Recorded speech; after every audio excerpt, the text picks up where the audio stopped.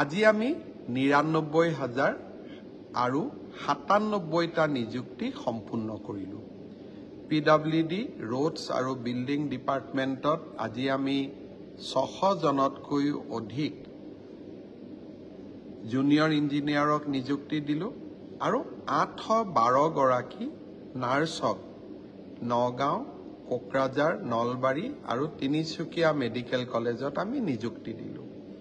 চাওঁতে চাওঁতে নিযুক্তি আজি ১ লাখতকৈ ৩টা কম। মই নিশ্চিত যে এই মাহত নহ'লে অহা মাহত আমি ১ লাখ নিযুক্তি সম্পূৰ্ণ কৰিম। এতিয়া মোৰ লক্ষ্য অনাগত দিনত আৰু ৫০,০০০ নিযুক্তি সম্পূৰ্ণ কৰিব পাৰোঁ নেকি। চেষ্টা অব্যাহত থাকিব, মই মোৰ কাম কৰি গৈ থাকিম। আজি মই দুটা বিশেষ ঘোষণা কৰিছিলোঁ, যি দুটা আপোনালোকৰ আগত মই শ্বেয়াৰ কৰিব খুজিছোঁ। প্ৰথমটো হ'ল আমি নিযুক্তিত স্বচ্ছতা আনিলোঁ। ট্ৰেন্সফাৰ পোষ্টিঙতো আমি স্বচ্ছতা আনিব পাৰোঁ নেকি। চৰকাৰী কাৰ্যালয়ত চলি থকা বিভিন্ন দুৰ্নীতিৰ আন এটা কাৰণ হ'ল ট্ৰান্সফাৰ আৰু পোষ্টিং। আমি যদি ছিষ্টেমবিলাক ৰিফৰ্ম কৰি গৈ থাকোঁ তেতিয়া মানুহে দুৰ্নীতি কৰাৰ সুযোগে নাপাব। ২ অক্টোবৰত আমি এটা পৰ্টেল উদ্বোধন কৰিম। সেই পৰ্টেলটোত মই নগাঁৱত চাকৰি কৰি আছোঁ, মই ডিব্ৰুগড়ত আহিব খোজোঁ। ময়ো ডিব্ৰুগড়ত চাকৰি কৰি আছোঁ, মই নগাঁৱত আহিব খোজোঁ। ইজনে সিজনৰ লগত কথা পাতি মই পৰ্টেলত আমাৰ আবেদন দুখন আপলোড কৰি দিম। পৰ্টেল ৩৬৫ দিন খোলা থাকিব।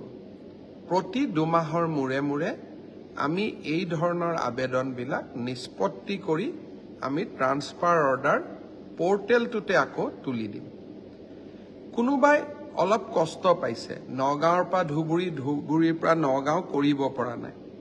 কিন্তু নগাঁৱত তেজপুৰত এজন ল'ৰা আছে, যোনে তেজপুৰৰ জন ডিব্ৰুগড়ত যাব খোজে। আকৌ নগাঁৱৰ জন তেজপুৰত আহিব খোজে, ডিব্ৰুগড়ৰ জন নগাঁৱত আহিব খোজে। নগাঁও আৰু ডিব্ৰুগড় কৰিলে মোৰ কামটো নহয়, কিন্তু নগাঁও, তেজপুৰ, ডিব্ৰুগড় কৰিলে মোৰ মিউচুৱেল ট্ৰান্সফাৰ হয়। তেনেকুৱাও আমি সুবিধা ৰাখিম। মই ভাবোঁ স্বচ্ছ নিযুক্তিৰ পিছত এতিয়া সময় হ'ল স্বচ্ছ ট্ৰান্সফাৰ আৰু পোষ্টিং। আপোনালোকে শুভেচ্ছা জনাব এই কামতো যাতে আমি সফল হ'ব পাৰোঁ। আৰু এটা বিষয় মোৰ কিছুদিনৰ পৰা দৃষ্টিগোচৰ হৈছে। ২০১৭ চনৰ এপ্ৰিল মাহৰ পিছত অসম চৰকাৰৰ যদি কোনোবা কৰ্মচাৰীৰ মৃত্যু হয়, তেতিয়াহ'লে আমি কৰ্মচাৰীজনৰ যিমান দিন চাকৰি বাকী আছিলে সিমান দিনলৈকে তেওঁলোকক দৰমহা দি থাকোঁ। অৰ্থাৎ আজি ৰতন নামৰ চৰকাৰী কৰ্মচাৰীজনৰ মৃত্যু হ'ল, তেওঁৰ চাকৰি আৰু ২০ বছৰ আছিলে। এই ২০ বছৰ তেওঁৰ পৰিবাৰে তেওঁৰ একাউণ্টত দৰমহাটো পাই থাকিব এজ ইফ ৰতন এতিয়াও জীয়াই আছে। মাহৰ ১ তাৰিখে গৈ দৰমহাটো তেওঁৰ একাউণ্টত সোমাব। কাৰ একাউণ্টত সোমাব? মৃত ব্যক্তিজনৰ পৰিবাৰৰ তাত। এতিয়া এটা সমস্যা হৈছে, বহুত ক্ষেত্ৰত ডেকা বয়সতে চৰকাৰী কৰ্মচাৰীসকলৰ মৃত্যু হয়। মৃত্যু হোৱাৰ পিছত স্বাভাৱিকতে পত্নীগৰাকীয়ে কেতিয়াবা পুনৰ বিবাহ কৰে আৰু তাক আমি সমৰ্থনো কৰোঁ। কাৰণ ডেকা বয়সতে বিধৱা হোৱা ছোৱালী এগৰাকীয়ে সদায় বিধৱাৰ সাজ পিন্ধি থকাৰ কোনো অৰ্থ নাই। পুনৰ বিবাহ আমি সকলোৱে আদৰণি জনাওঁ। কিন্তু পুনৰ বিবাহ হোৱাৰ পিছত মোৰ প্ৰথম শহুৰ শাহুৰেকক মই চাওঁ নে নাচাওঁ। স্বাভাৱিকতে নতুন জীৱন এটাত যোৱাৰ পিছত পুৰণা ঘৰখনৰ লগত সম্বন্ধ দুৰ্বল হৈ যায়। ফলত সেই মৃত চৰকাৰী কৰ্মচাৰীজনৰ দেউতাক মাকে জীয়াটো ভুগিব লাগে।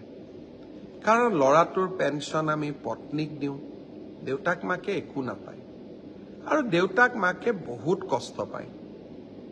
সেইকাৰণে এইবাৰ আমি সিদ্ধান্ত লৈছো যে এনেকুৱা পেঞ্চনৰ 80% আমি বিধৱা পত্নীগৰাকীক দিম আৰু 20% আমি বৃদ্ধ দেউতাক আৰু মাকক দিম। অৱশ্যে দেউতাক মাক যদিও নিজেই চৰকাৰী কৰ্মচাৰী তেতিয়াহ'লে আমি তেনেকুৱা সুবিধা নিদিওঁ। অন্যথা আমি সেই সুবিধা দিবলৈ আমি যত্ন কৰিম যাতে বিধৱা পত্নীগৰাকীয়েও ন্যায় পায় আৰু বৃদ্ধ পিতা মাতায়ো ন্যায় পাবলৈ সক্ষম হয়। মই ভাবো এই প্ৰচেষ্টাকো আপোনালোকে সকলোৱে আদৰণি জনাব।